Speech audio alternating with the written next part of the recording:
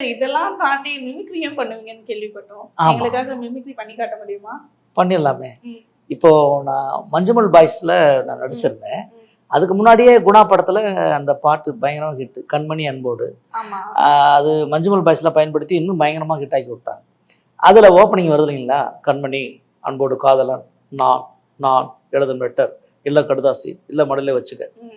இந்த குரல் இந்த பாட்டை வந்து சில நடிகர்கள் பேசியிருந்தா எப்படி இருக்கும் அப்படின்னு ஒரு கற்பனை. அதுல எங்க காலத்து ஆர்டிஸ்ட் அவர் பெரிதும் நான் மதிக்கக்கூடிய கேப்டன் விஜயகாந்த் அவர்கள் இந்த வசனம் பேசியிருந்தா எப்படி எங்க இருக்கும்? காலத்துல எங்களுக்கு ஒரு கேப்டன் அவரோட வாய்ஸ்ல பாட போறோம். அவர் வாய்ஸ்ல வந்து சொல்லுவார் இந்த ஓப்பனிங்ல கண்மணி அந்த டயலாக். டயலாக் ஓப்பனிங்ல அன்போடு காதலன் நான் நான் இந்த வசனம் தான் இப்போ விஜயகாந்த் ஐயா சொல்றாங்க.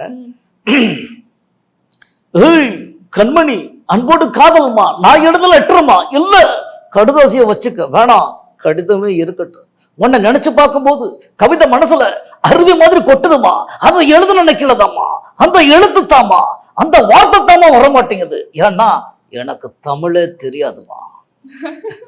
Super sir. கமல்ஹாசன் சார் வந்து சாக்லேட் பாயா நடிச்சிருப்பாரு. ரங்கட் பாயா வந்து நம்ம மிரட்டில மாதிரி